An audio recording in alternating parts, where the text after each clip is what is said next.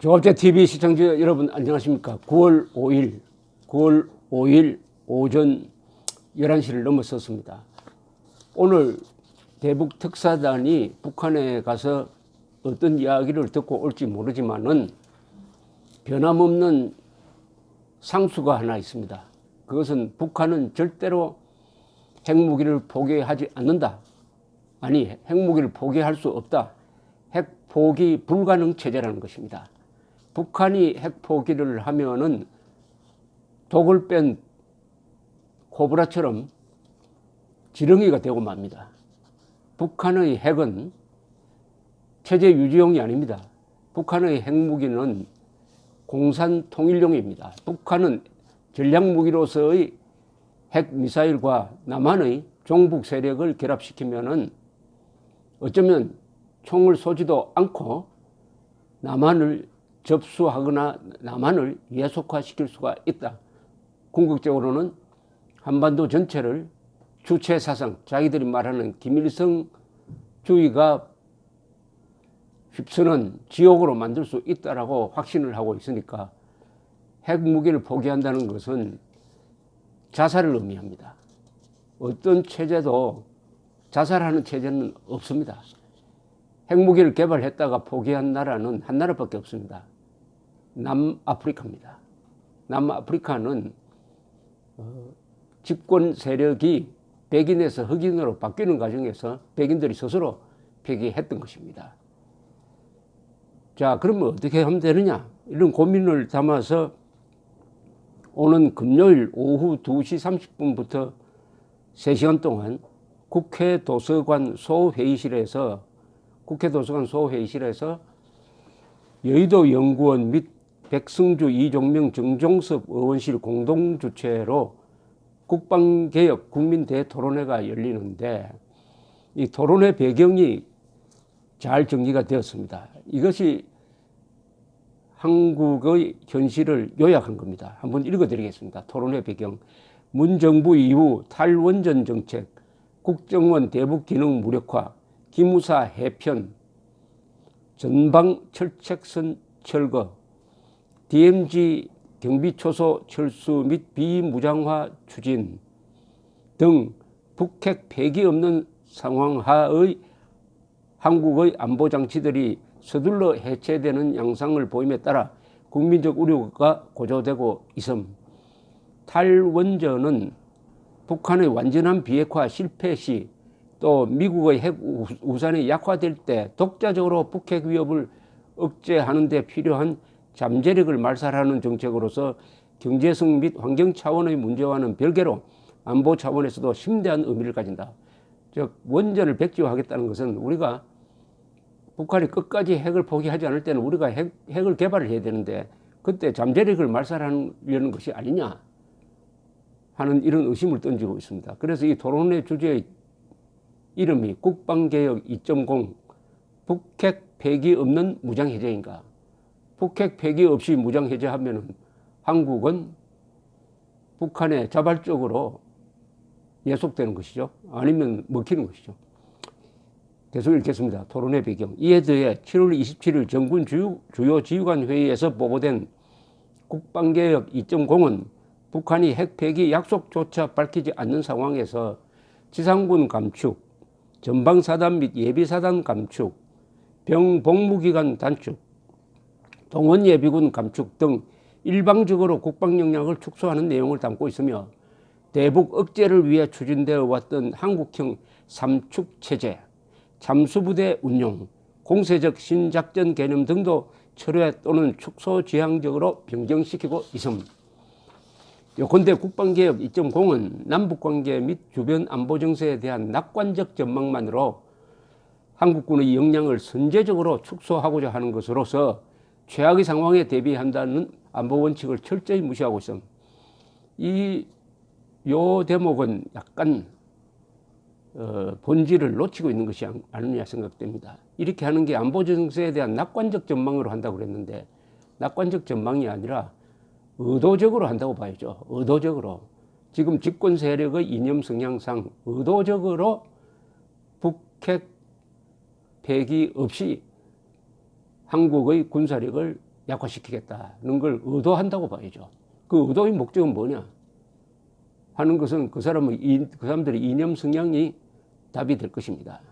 따라서 이런 문제를 논의할 때는 이 정권의 이념 성향에 대한 정확한 분석과 본질적인 직시가 있어야 한다는 생각이 듭니다. 여기 나오실 분들은 보니까 당대의 전문가들이네요.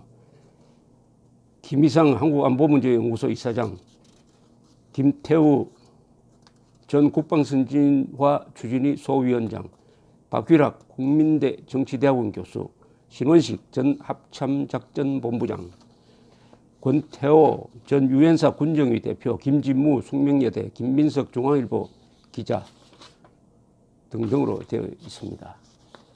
자, 오늘 북한으로 또 특사가 갔다 와서 어떻게 하면은 미북 교착을 해결하려고 하겠죠. 트럼프가 또 속느냐? 아마 힘들지 않을까 생각이 드는데요. 트럼프가 속지 않으면은 독자적으로 문재인 정권이 북한과 경제 교류의 명목하에 북한에 퍼주기를 할 텐데 그것은 유엔 제재, 미국 제재, 한국 국내법에 다 저촉되게 돼 있는데 과연 그렇게 할 수 있을지, 그렇게 하려는 충동은 있겠죠. 이념에서 나오는 어떤 방향성이 그쪽이니까. 그러면은 자유한국당은 대책이 없느냐? 자유한국당은 아주 특징이 자신들이 과거에 만들어 놓은 좋은 무기가 있는데도 그것을 가끔 잊어버립니다. 근사한 당 강령을 만들어 놓고는 또 다른 강령 만들려고 애를 쓰는데 지금 강령 제대로 지킨 적이 있느냐 하면은 아니 그런 강령 읽어본 적도 없는데요 라고 이야기합니다. 이 기본이 안 돼 있는 정당이에요. 기본이 안 돼. 이러니까 이념 무장 세력과 대결해서 이길 수가 없죠. 권력도 없는데 이념 무장마저 안 돼 있다면 뭘로 이깁니까?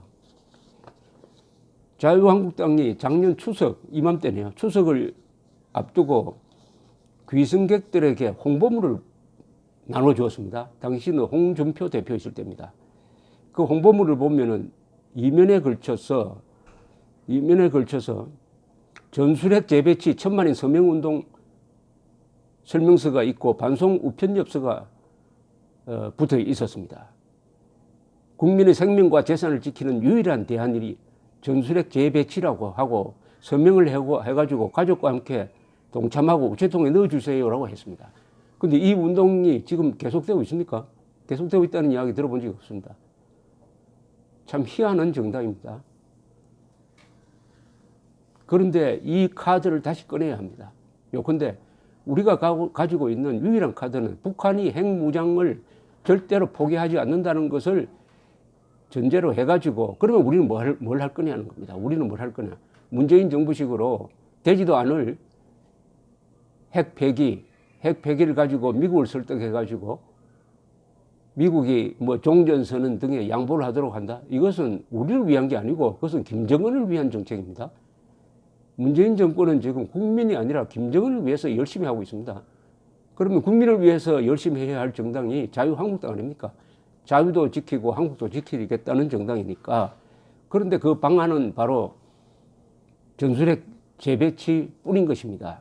지난 8월에 신원식 전 합참본부장, 육군 중将 출신입니다만은 이분은 아주 실무나 이론에 해박한 사람입니다.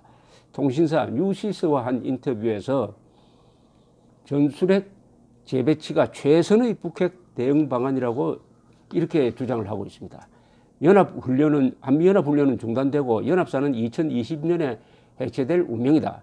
주한미군 존재도 불투명하다. 이승만, 박정희 대통령이 미국으로부터 양보를 얻어낼 수 있었던 것은 전략적 식견과 벼랑끝 전술도 마다하지 않는 결기 덕분이었다. 우리가 이승만, 박정희 시대의 경험을 무시하고 폄하하는 사이에 오히려 북한이 이를 벤치마킹하고 있다. 그들이 사력을 다해 핵무기를 개발하고 미국과의 협상에 온갖 지혜를 다 짜내고 있지 않은가? 그러나 아직 늦지 않았다. 정부는 당장 한미동맹을 복원시키고 강화시킬 수 있도록 모든 노력을 다 해야 한다. 연합사 해체는 북핵 문제가 해결되고 안보 상황이 개선될 때까지 연기해야 한다. 우리가 자체 핵무장을 추진하기에는 현실적으로 어려움이 많기 때문에 한미 핵 공유 협정, 뉴클리어 쉐어링 어그리먼트를 추진하는 것도 검토해 볼 만하다. 핵 공유 협정은 핵 보유국의 핵을 동맹에 참여한 국가들도 사용할 수 있도록 함으로써 가장 강력한 핵 우산을 보장하는 제도적 장치다. 미국은 동맹국 중에 유일하게 나토와 핵 공유 협정을 맺고 있다.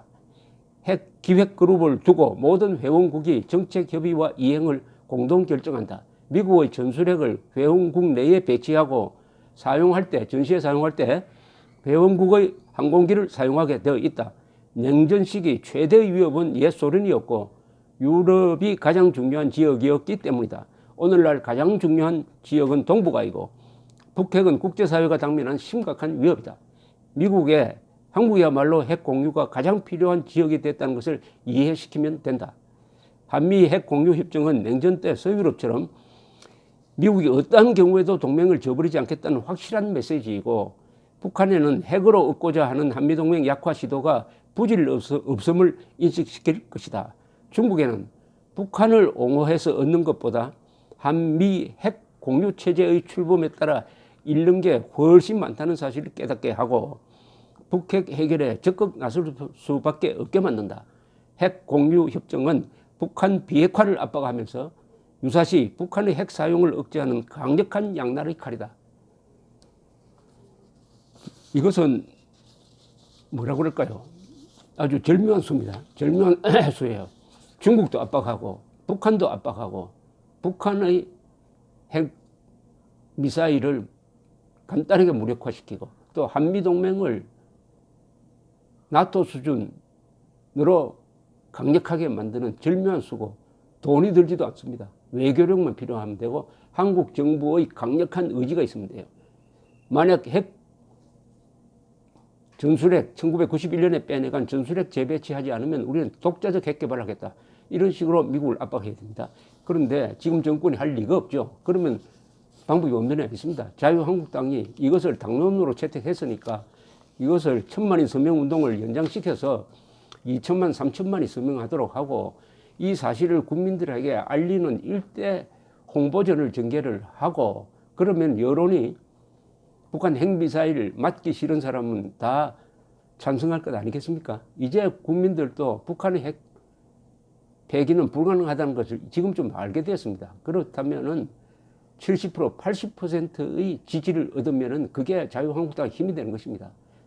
그러면서 2020년으로 예정된 국회의원 선거에 공약으로 내걸고 줄기차게 해보면은 여기서 자유한국당이 살 수 있는 또 핵 폐기의 돌파구가 열릴 가능성이 있습니다. 북한의 핵 때 남한의 핵을 균형을 맞춰버리면은 그때는 북한이 핵을 가지고 있어도 이게 쓸모가 없구나 하면 비로소 개혁 개방으로 나갈 수 있겠죠.